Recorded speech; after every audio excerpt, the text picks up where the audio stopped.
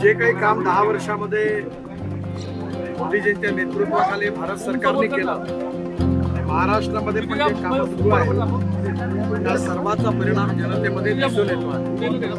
या जनसंपर्क अभियानाच्या द्वारे लोकांना सगळ्या कामाची माहिती देण्याचा प्रयत्न कार्यकर्ते आणि आम्ही सगळे करतो आहे। जनतेचा आशीर्वाद आणि शुभेच्छा मागे आहेत। येणाऱ्या निवडणुकीत विजय होईल असा मला विश्वास आहे। नागपूरच्या जुनी मंगळवारी परिसरामध्ये भाजपनं महासंपर्क अभियान सुरू केले आहे। 6 विधानसभा मतदारसंघामध्ये हे अभियान सुरू केले आहे आणि घरोघरी ज्या योजना आहे त्या राबवल्या आहेत त्याच्याबद्दल लोकांमध्ये जागृती करण्याचा प्रयत्न या माध्यमातून होतोय। आज केंद्रीय मंत्री नितीन गडकरी यांनी या जुनी मंगळवारी परिसरातील काही लोकांच्या घरी जाऊन प्रत्यक्ष त्यांची भेटी घेतली आणि महासंपर्क अभियानाबद्दल त्यांना माहिती सांगितली। आता आपल्यासोबत काही महिला वर्ग आहे जे की याच भागातील आहेत, त्यांच्याशी त्यांनी संवाद साधलेला होता। आता आपण जाणून घेऊया त्या महिलांना काय वाटतं। ताई, आज नितीनजी आले होते आणि काय सांगितलं? आज ते मतदार महासंपर्क अभियान विषयी ते आज आमच्या घरी आलेले होते। त्यांनी आम्हाला पॉम्पलेट वाटलेले आणि त्याच्यासोबत मतदानाविषयी त्यांनी सगळी माहिती दिली। येणाऱ्या 24 मध्ये जे मतदान होणार आहे ते कशा प्रकारे होणार आहे, काय होणार आहे अशा विषयी, आणि तसंच ते लाडकी योजना घरोघरी पोहोचले आहे त्याच्याविषयी त्यांनी संपर्क दिलेला आहे, माहिती दिलेली आहे, कामगार योजना वगैरे। आणि त्याच्यासाठी आम्हाला खूप खूप धन्यवाद आहे की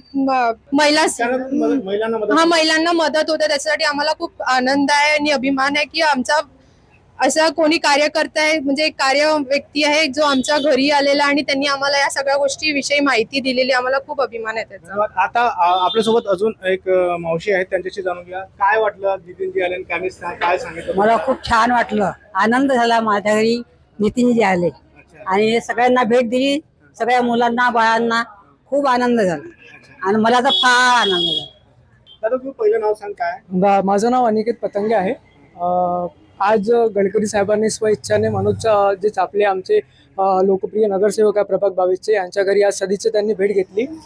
गडकरी साहेब नेहमीच आमच्यासाठी मार्गदर्शक राहिले आहे, कारण ज्या प्रकारे त्यांनी इन्फ्रास्ट्रक्चरमध्ये काम केलं या देशामध्ये, जे काम 2014च्या अगोदर व्हायचं होतं ते कंटिन्युअसली जी सिरीज 2014 नंतर सुरू झाली आणि आज आपल्या देशात इतक्या चांगल्या प्रकारे मूलभूत संरचना डेव्हलप झाली, त्यामुळं इन्व्हेस्टमेंट आली, मुलं आमच्यासारख्या युवांना रोजगारासाठी संधी मिळाली, शिक्षणामध्ये म्हणा किंवा महिला सशक्तीकरणामध्ये म्हणा, आणि वेगवेगळ्या भागात ज्या प्रकारे म्हणजे गडकरी साहेब आणि BJP गव्हर्नमेंटने जे काम केलं आहे केंद्रामध्ये आणि राज्यामध्ये सुद्धा, त्यामुळे आम्ही सर्व युवा सुद्धा चांगल्या प्रतिसाद देतो। आता तरुण मंडळी जे आहे खरं तर हे महत्वाचे नागरिक आहे, कारण की ते निर्णायक मतदार असतात आणि ते निवडणुकीचे चित्र बदलू शकतात।